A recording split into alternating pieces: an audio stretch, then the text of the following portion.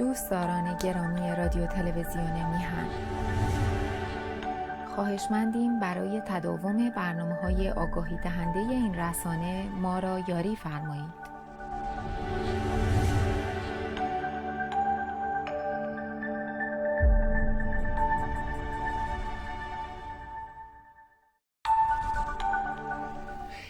با درودی دوباره خدمت یکایک شما خوبان و نازنینان. سعید بهبahani هستم. در این روز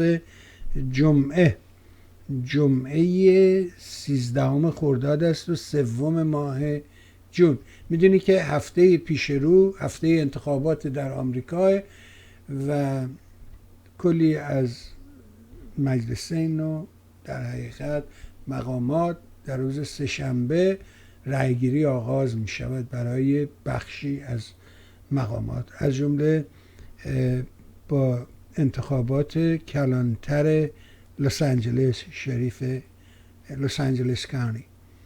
عرضم به حضور شما همطور که آقای آلبرت وعده داده بودن ما هم به عرضت رسوندیم. امروز در خدمت آقای الی ورا هستیم که کاندید در حقیقت شریف هست برای لس آنجلس کانتی. من آدرس سایت ایشون رو هم در بالا قرار دادم و میتونید از طریق وبسایت تماس بگیرید و اطلاعات بیشتر رو تو وبسایت دنبال کنید. اجازه بده بریم پیش آقای آلبرت سلام کنیم و سپاسگزار باشیم. و آقای آلبرت خیلی ممنون و خوشحال میشم که شما در حقیقت کار رو به دست بگیری و اگر به منم رخصتی بدهی در آن میانه پرسشایی رو مطرح کنم. اگر موافق باشید خوشحال میشیم یه سلامی بکنیم به دوستان. Hello Mr. Albert and hello Mr. Eli. Very welcome and I wish you all the best and success in this upcoming election and we hope you become our new sheriff. So, Mr. Albert, is yours to continue. Here you are. Before I start with the Sheriff Vera, which has gracefully accepted our invitation to be with us, allow me to, Sheriff, to say a few words in Farsi for our viewers in Southern California, in California, and basically in the Los Angeles County. And then I'll get back to our distinguished guest. شنوندگان و بینندگان عزیز، این برنامه مخصوصیه که شاید برای اولین دفعه از طریق میهن تیوی و من اجرا شده. همونطور که آقای بهبahani توضیح دادن 7 جون 7 انتخابات داخلی در ایالت کالیفرنیا شهری و استانی هست و یکی از این پست هایی که در واقع براش کاندیدهای چند کاندید هستن کاندید شریف یا کلانتر لس آنجلس کانتی. شخصی رو که در مقابل می‌بینین اسم ایشون هست شریف ایلی ورا. ایشون رو من این ساعت رو داشتم که ایشون رو فیس تو فیس از جلو ببینم، با هم دیگه نهاری خوردیم و بیشتر با شخصیت و کاراکتر این مرد قانون آشنا شدم و از اونجا بود که آقای بهبahani هم پیشنهاد منو پذیرفتن که ایشون رو باشون یک اینترویو داشته باشیم، به صحبت داشته باشیم، هم برای آشنایی بیشتر شهروندان ایرانی و کسانی که طرفدار این برنامه و طرفدار قانون و طرفدار بهبودی وضع این شهر هستن، همین که اگر ما در این جامعه شهروندی آمریکا زندگی میکنیم بهتره که با قسمت‌هایی که به ما ربط داره آشنا بشیم. این مصاحبه رو به انگلیسی انجام میده و اگر بعداً احتیاجی بود شاید ترجمه فارسی هم شد. در حال با اجازه همه شنوندگان و بینندگان من مصاحبه رو شروع میکنم.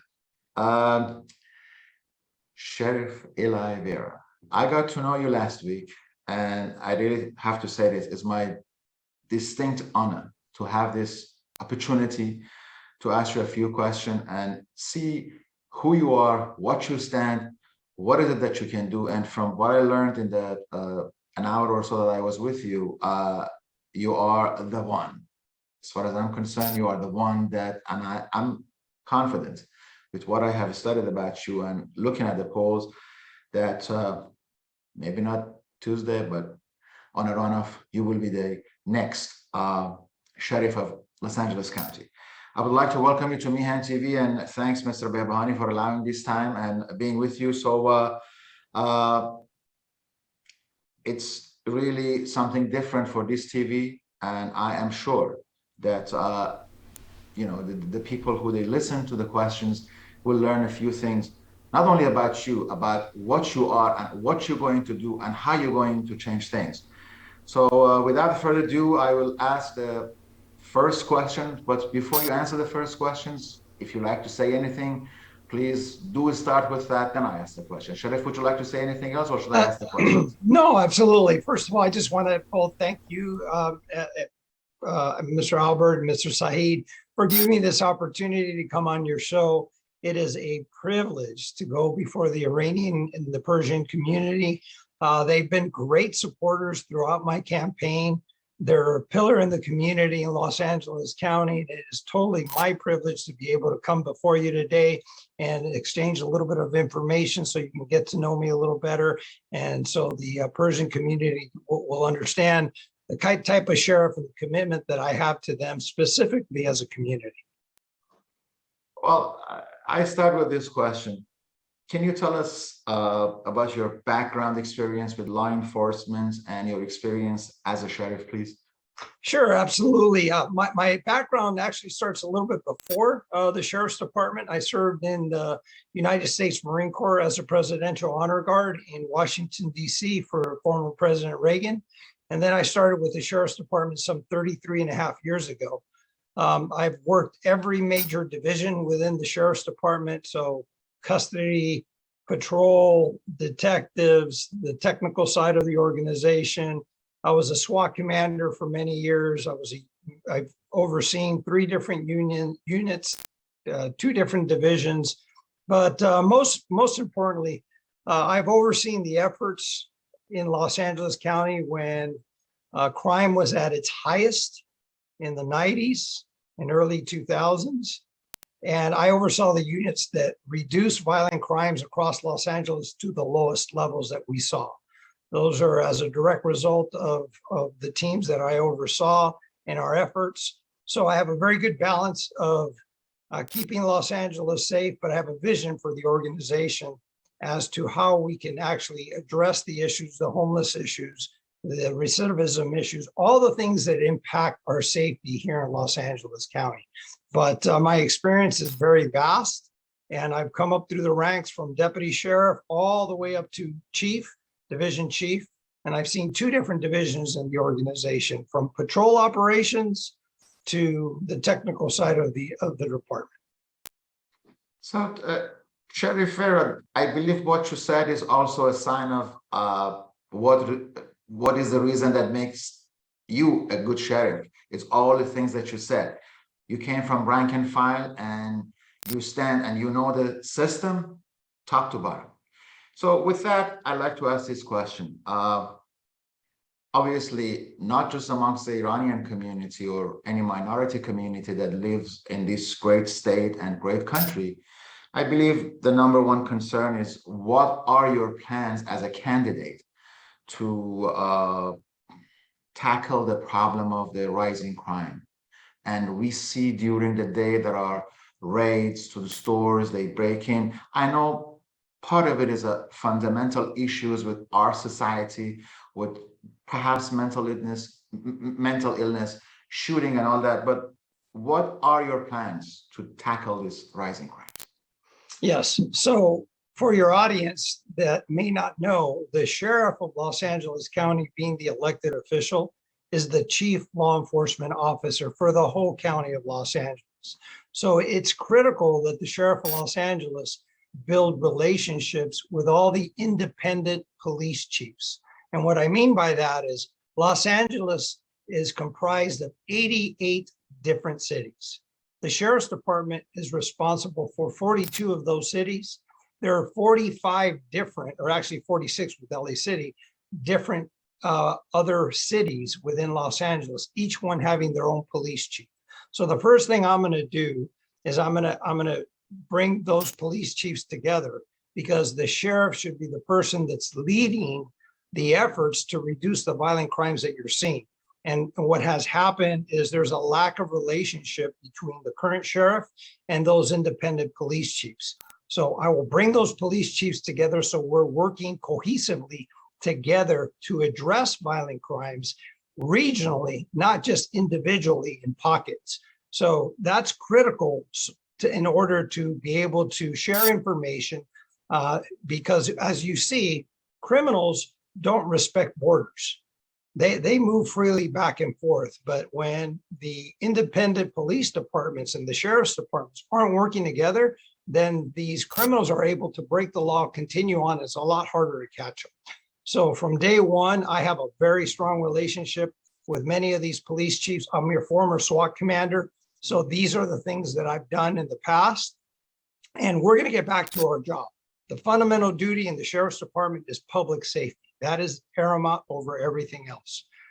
Currently, many times what you're hearing is the incumbent sheriff pointing the finger at other people as to why he's failing, and homicides have increased by over 100% in Los Angeles County. Well, guess what? As the sheriff of Los Angeles County, I can't allow what other people are doing to stop us from doing our job. So I will make sure day one, we get back to work. We emphasize public safety is paramount first and foremost, and we start to reduce violent crimes just like I did when I oversaw those operations years ago. Please, Mr. Behbahani, go ahead, Saeed. Yeah, may I ask a question?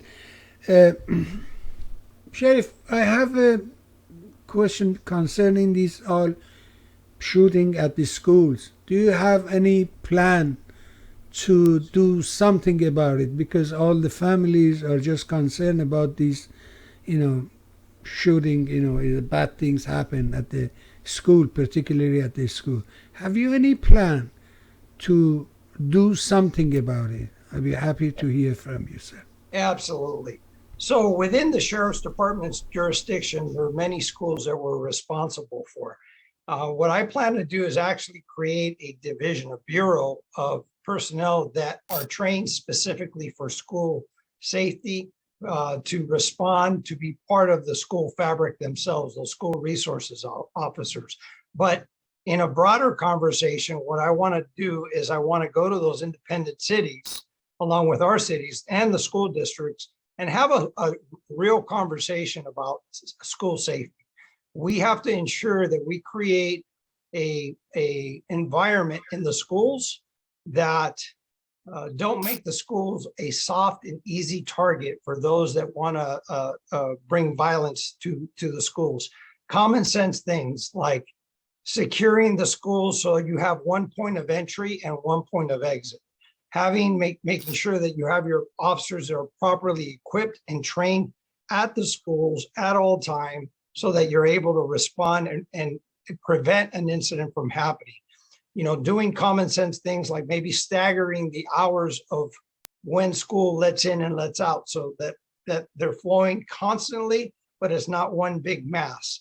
Hardening the doors of the classrooms, making sure that you can secure, maybe even creating a system where the person that's responsible for the school security, if they see a breach, they hit a button, they lock the doors, they lock everything down.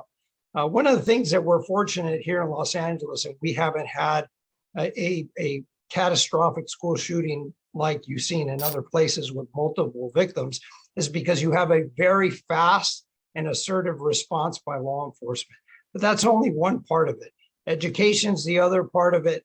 We have to start to train our parents and our teachers that when they start to see issues with students or anyone else via social media or any other issues where you think that mental health is an issue, they have to tell us. So we have to be able to work together. We have to realize that protection of our children are first and foremost over everything else. And we have to be willing to equip the school and protect the school in a manner that maybe we haven't done before, but that is a common sense way that we can ensure that there's a lot more safety protocols in the schools to prevent an issue like this from happening. And if it does happen, then the expectation is that your law enforcement officers move in immediately and put an end to the issue. Thank you, Sheriff. I guess I see it every day. So do very many other people. It's a question of the homeless. And I know this is not, again, just a problem for a county of Los Angeles and city of Los Angeles and state of California. I know this is perhaps a more fundamental problem for our society. But what are your plans to resolve this growing homeless problem, and how should the federal government and state help? I think, I'm not sure, but they're saying there's over 70,000 homeless in just Los Angeles area. I'd like to hear your opinion regarding these few-part questions. Yes, absolutely. That's a critical question. That's a critical issue across Los Angeles. Part of the homeless crisis, and I think we can all agree, is probably the majority of those that find themselves in a homeless situation have mental health illnesses or have addiction illnesses that have become mental health illnesses. So what I think most of the audience may not know, and this is one of the fundamental problems for Los Angeles, the largest mental health facility, hospital in Los Angeles is the Los Angeles County Jail. That's a problem, because that means that what happens is when people come into custody that are homeless, they're being treated for their mental health illness. They're getting medication. Then they're being released onto the streets without any further follow-up. They fall off their medication, and now it's that revolving circle. The jail is not the proper place to be dealing with the mental health crisis. So the first thing that I want to advocate for is to create a mental health facility in Los Angeles, a true mental health hospital that you can take your inmates and those that you contact in the streets, put them into those programs, and sometimes even compel them to continue with the program to get the help that they need. But also, just as important is the addiction aspect. So now you have the ability to deal with these two issues while you have them in this environment, in an environment that's much healthier than the jail. But here's the second part of this. As the sheriff of Los Angeles County, when you're talking about federal tax dollars, state tax dollars, municipal, county, you have all this different money that's available. Well, one of the largest contributor to the homeless crisis in Los Angeles is the sheriff's department. Why is that? Because we run the largest jail in the world. We run the largest jail system in the world. So when we release them out to the street, where are they going to go? They're going to go back to where they came from. So if we start to address the mental health and addiction process through a hospital, and then when it's time to release them, rather than putting them on the street, the sheriff can coordinate with all those individual cities who have different resources. This person is more than likely going to go into your neighborhoods. Let's pair them with the resources that are available, that are in place right now, so they don't go back out onto the streets. Let's try to continue to get them the wraparound services that they need. Now, once we've done and provided those types of services, then we also have to recognize there's a group of people that absolutely refuse to take help. But in my opinion, those people their rights don't supersede the rights of the general public. And what I mean by that is that if they choose not to have the help that is available for them to get them off the streets and get them healthy, they don't have the right to camp out in front of somebody's business. They don't have the right to take over public spaces such as a public park or even our beaches, because that's public space. We provided those opportunities for them. We will provide those opportunities. We will help them. But we also have to ensure the rule of law, and that we're not victimizing the rest of the community because a group of people decide that they don't want the help that we can provide for them. Sheriff Vera, what you said was quite interesting. Are you saying that you're trying to create a transition home, house, or a center for some of these homelesses that they are released? Is that what you? So there's a lot of them that exist already. Oh, okay. Now, what we need is the now we need is the coordination between the sheriffs rather than putting them on the streets. As we're progressing them through the process and giving them the wraparound services that are being paid for anyway. We have to coordinate with those individual cities and those programs so that we don't put those people back on the street. Those that want to actually help themselves, and we're already beginning to take them in that route, we can plug them into these other transitional centers so that we're not putting them back on the street. Right now, the coordination doesn't exist in a tangible way. My last question is regarding, well, not now, but a few years ago, we heard a lot of corruption in the sheriff system.